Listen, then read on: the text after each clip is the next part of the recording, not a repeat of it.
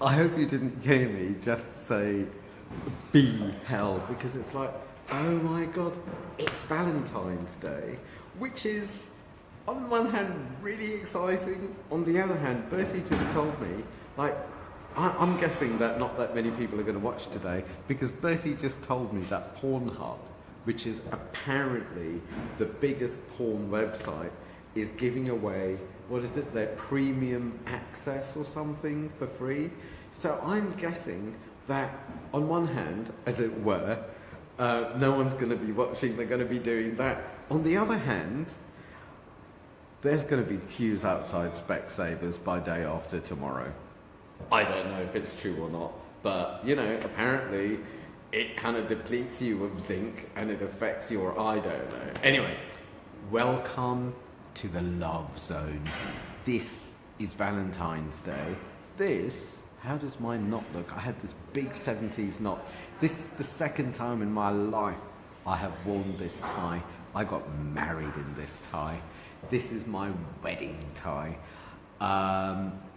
Today is not just Valentine's Day. For me, it's really special because today is the 15th anniversary of my wife and I meeting. 15 years ago today we met. How absolutely wonderful and a bit corny is that? And then 14 years ago today, I did the scariest, or one of the scariest things I have ever done in my life with this woman who I love and therefore feared. And I told her I loved her. And it wasn't like throwaway, it wasn't like being drunk or being sexual or being anything. It was being love, being vulnerable, being really present and kind of opening up my heart, sharing it and waiting for her to laugh or run away or whatever it is that she was going to do, all my greatest fears. But the vulnerability of showing up to love and being love and sharing love and risking, and this is the one mainly for men, I don't know about women, risking humiliation and abandonment. Oh my God, one of the scariest things I've ever done. One of the best things in the world I've ever done. So, Valentine's Day. I wonder whether it's true that people will treat you, people will treat me the way that I treat myself. If I believe that I'm a bit of an embarrassment, or if I treat myself with disrespect, if I treat myself as if I'm less than or there's something wrong with me, if I cover up and I just put out a good act, then I wonder what's going to come back from life. I wonder if it's true that life will treat me the way that I treat myself.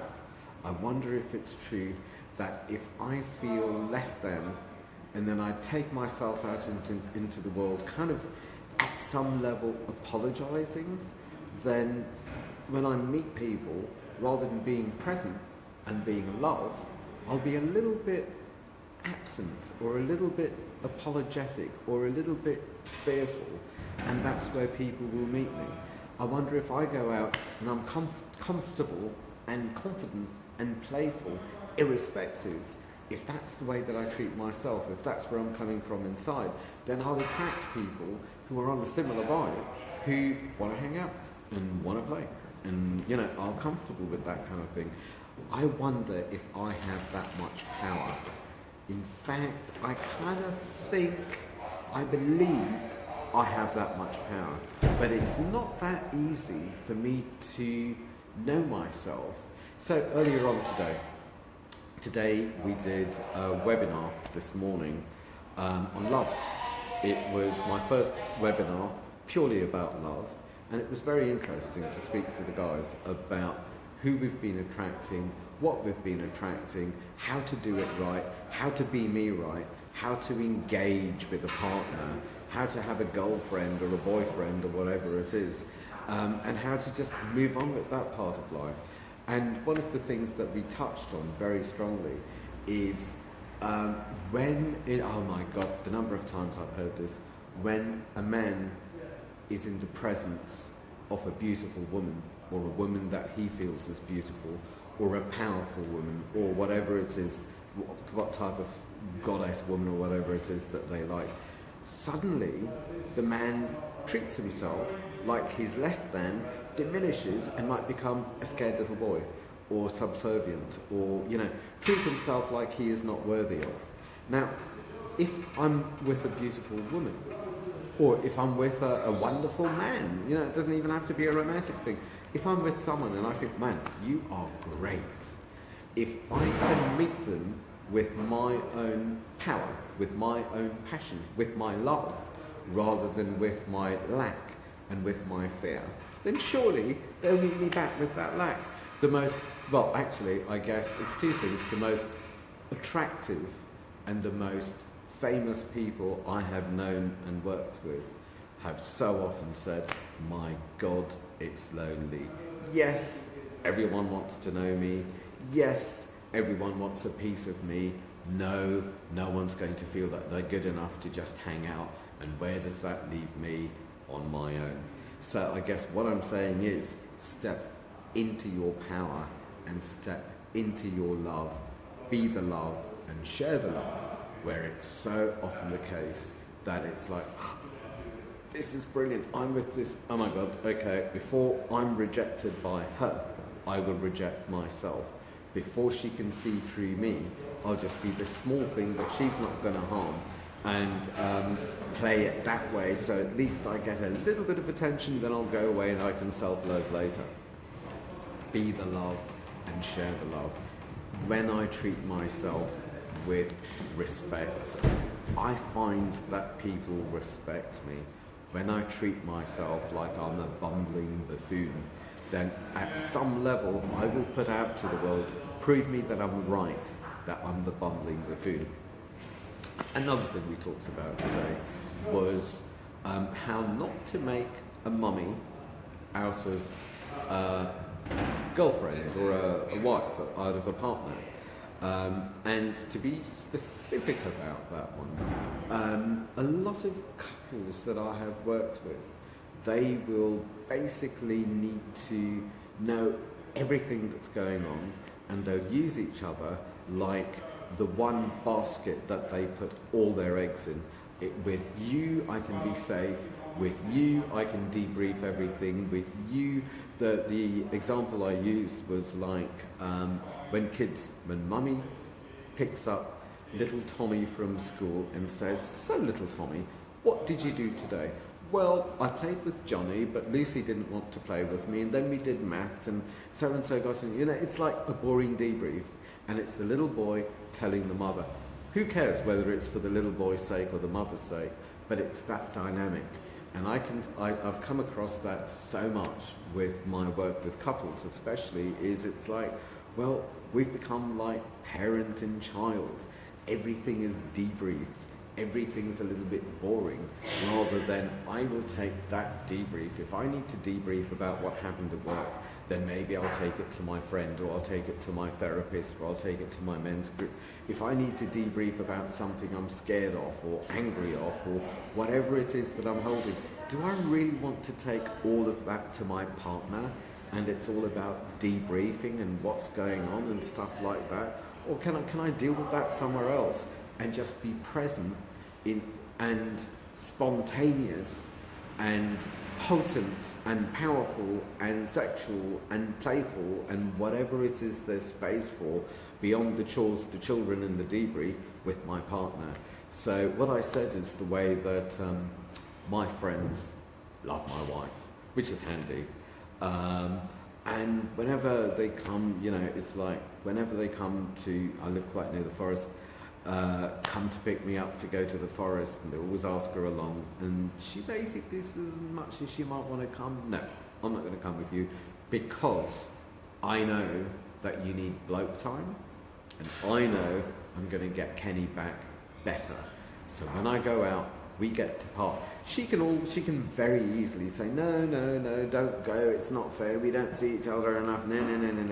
And I might be tempted, like I was when I was a good mummy's boy and responsible for all the women's emotions. I might say, okay, I'll stay here and I'll be with you. I will be your little golden boy. I will save you and give you everything you want. Meanwhile, is she going to respect that? I don't think so.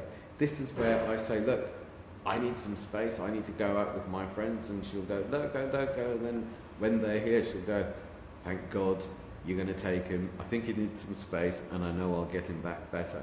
So what I mean by don't put all your eggs in one basket is just because there is one person that gets you and likes you and loves you, that you can tell your secrets and shame and whatever it is that's going on.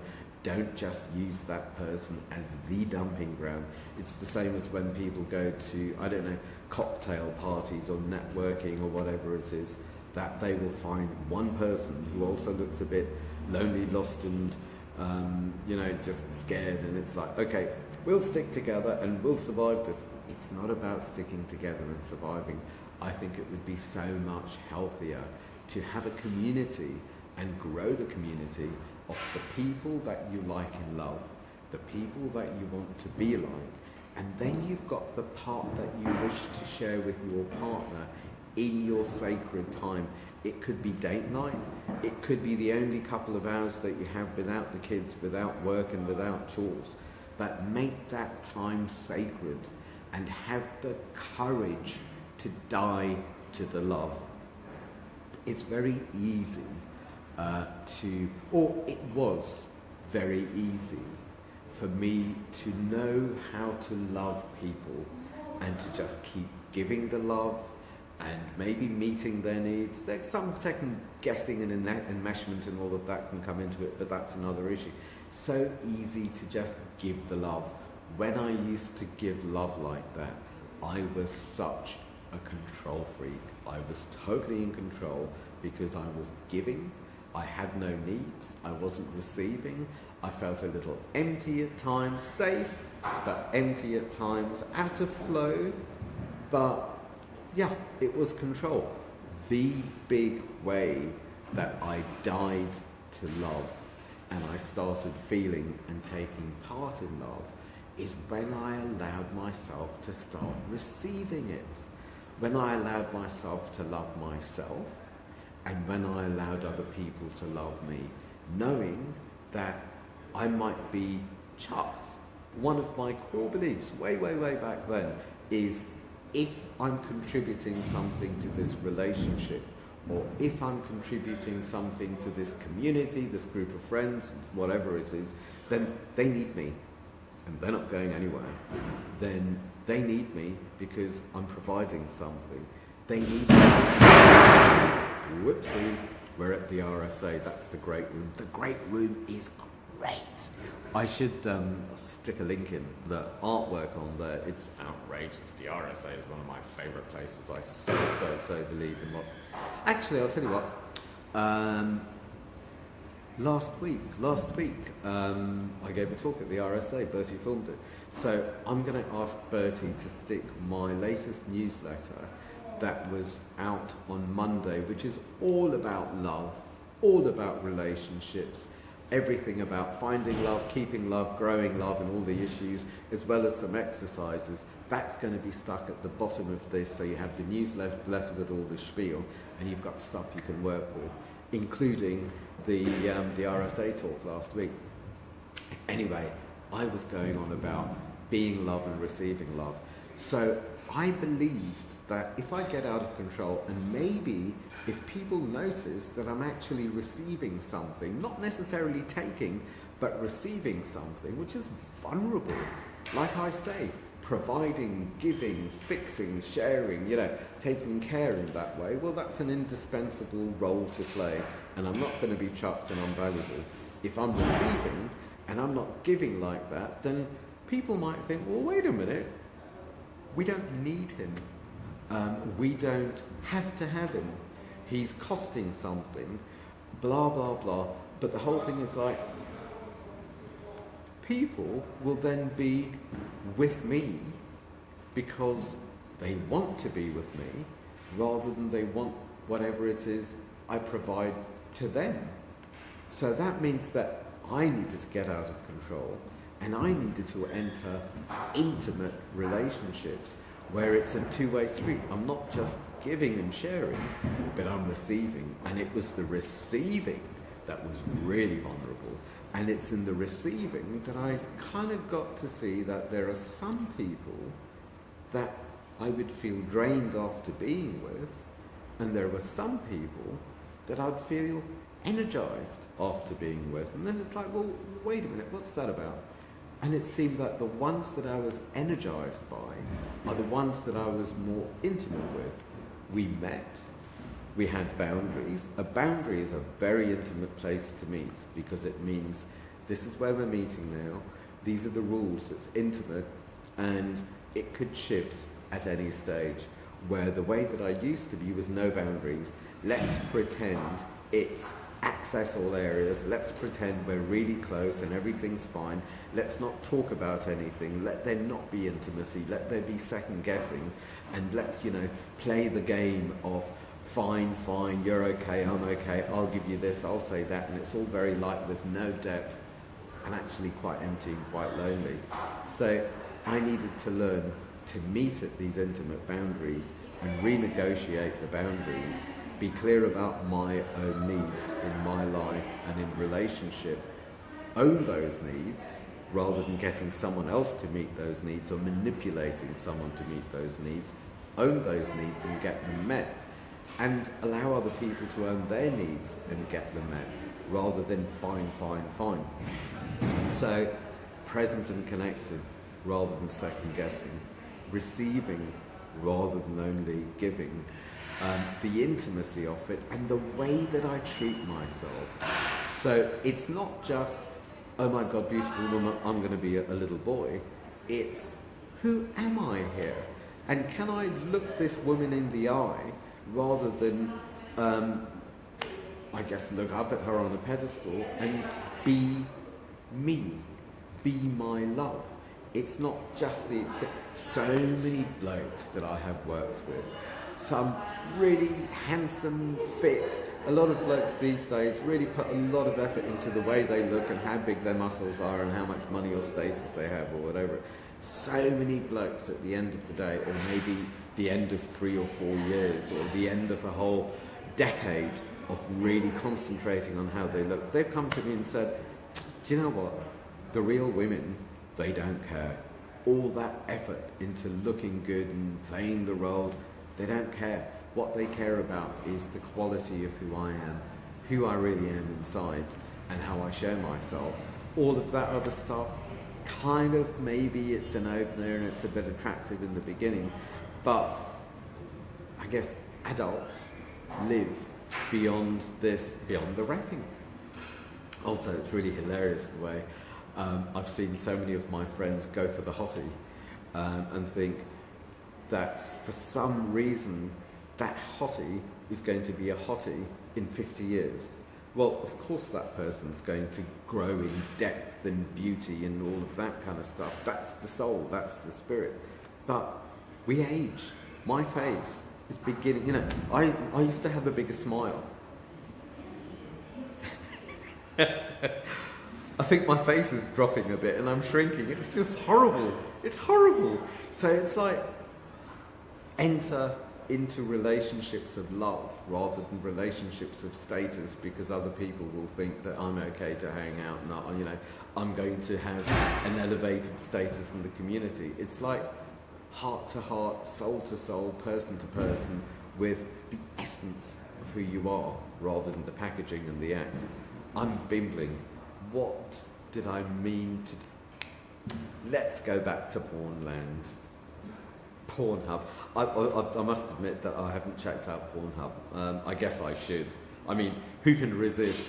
What is it? Unlimited porn or access all areas or whatever it is they do that usually you pay for, I'm guessing. And apparently, how many users? It's just gone through the roof. What is this all about? One of the things I was talking about on the webinar today with blokes about relationships and love is when I decided I wanted true love. Not just girlfriends, not just scaredy girlfriends, but real intimacy and commitment, and to attract the woman of my dreams. Yes, I wrote my list, and yes, I had to be everything on the list rather than wanting her to be everything on the list for me. And yes, I attracted the perfect second best women who were better than anything I'd ever had, and I had to wait and really believe that the right woman of my dreams would show up. I really had to wait. I believe that if I didn't hold out and I settled for second best, then I would be saying to the universe, this will do nicely, don't give me any better. And that's where I'd be. Nothing wrong with that. It's fair. I mean, there are two ways of being as far as I'm concerned, and as far as Course in Miracles and God knows what else is concerned, and that's being with love or being with fear. So if, well, I guess there's another stage to that. Before even getting the second best women, it was, and the second best women were absolutely amazing, perfect temptation. It's like, what am I doing, saying no to this and believing I could get the best? Before that, it's, well, this is all I'm worth and this is all what's going on, and if I believe that I'm not worth that much, then I will prove relationships to reflect that I'm not worth that much. So it started from, this is what I'm worth, and this is like the field in which to play, so to speak. And then it went a little bit, I raised my stakes into, I want more. I want to spend the rest of my life committing to someone who's right. And then it came into the, are you sure? Here is amazing, amazing second best. Go for it, go for it, go for it. Because you might lose out, you might not get, stick to what you can be in control of and have it. And then I had to raise the stakes. Now, if I stayed in party land, I don't think I would have got that. If I stayed in second best land, then I wouldn't have met the woman of my dreams. If I stayed in porn land, then what am I going to attract? If I'm distracted, okay, I don't know if this is a little bit too rude, but when have I ever edited too much? I've worked with quite a lot of pickup artists, PUA blokes, or at least ex-PUA blokes, and the number of PUAs that have said to me, well, so we would go out together and we would be a little pack, like a little crew. A lot of these blokes hadn't really had a crew or a close group of friends before. We'd be a little crew and we'd go out and, you know, that one would play wingman and that one would play this, and I don't know how it works, and whatever it is, fun and games they do. And they'd get their phone numbers. They wouldn't necessarily follow through. What they were used to doing was hanging out, meeting girls. This is where it gets a little bit rude. Filling up their, am I allowed to say wank bank? Too late. It's like, okay, now I've got some good material.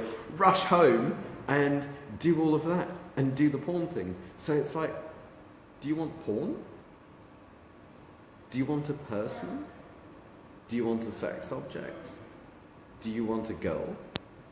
Do you want a woman?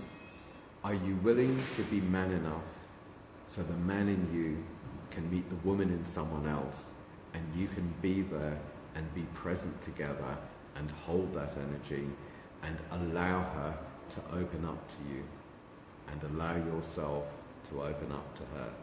Now that might be a part of the bloke that man doesn't know.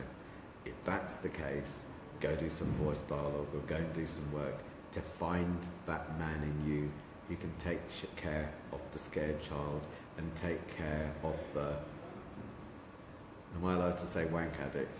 It is an addiction. For a lot of people, it's a huge addiction. For a lot of people, it's, I need to relieve myself of anxiety, or it's the only way I can go to sleep, or it's the only way that I express my sexuality. Or the big one and the really important one for me that I don't believe a lot of people work with is, what is the fetish that gets me off? And whatever that fetish is, I like to know what that is a sexualization of, because if it's unsexualized and taken out of the shadow, then there's the issue. Once you know the issue, then that issue can be turned into from dark shadow into gold shadow, and there's your power. There's your creative energy back, rather than, this is a really rude one, rather than wanking the pain away, rather than wanking the isolation away, rather than self-soothing and surviving. So, you want love? Be love. You want to share love? Step away from the screen. Even though it's free Pornhub day, put down the screen, step back, and go out into the happy hunting ground and experiment with the man that you are. And do you know what? We did this once after a men's group. We were talking about girlfriends and finding women and rejection and stuff like this. And the bottom line that we came to was, time to go out and get rejected. Get it out of the way. Get it out of the way. It's like, unless you have done the rejection thing, you're going to be avoiding the rejection thing, and therefore avoiding the intimacy and the vulnerability and the power of love. So get out there, get rejected, get it out of the way and take part, rather than hiding behind a... It just gets worse. I was going to say smoke screen, but now I'm going to say wank screen. Someone delete me. This is getting out of hand. Out of hand! No, it has to stop. Okay. What haven't I taught? Have I embarrassed myself enough yet? The BBC are not going to have me. Oh my God, I was supposed to phone Radio Wales today. Damn, I forgot I was supposed to be on the radio. Oh my God, no, I've sworn. The BBC are not going to want me because I'm saying rude words and I'm swearing. I need to get off this. I am so excited that I am being rude enough. I'm really excited that I'm putting out this newsletter thing, because there are a lot of exercises and there is a lot to get to know yourself and turn things around. And I guess the bottom line that I want to say is, it's not about being good enough or sexy enough or powerful enough or a good enough act. It's about telling that part as soon as you're lost in the stupidity and the limitations of the head that can possibly not treat you very well. That might be other people's words, that might be old beliefs. As soon as you find that you're lost in that, take a deep breath in and think, thank you for reminding me who I used to be, and then take part with the potent, powerful, vulnerable man that is willing to die to love. He doesn't have to be serious. Make sure there's a twinkle in that eye. And you know, one of my chat-up lines one evening was that I was Barbara Streisand's helicopter pilot. Like, what absolute nonsense. But it started conversations, and some people just didn't really care. At least we started talking. Other people probably thought that I was probably gay, because in those days only gay people were allowed to like Barbara Streisand, and other people just thought, yeah, whatever, can we just hang out now? So be the love, share the love, go and hang out, and treat yourself with love. If you don't cherish yourself, then we, speaking on behalf of the universe, are not allowed to cherish you. So love you. Love you.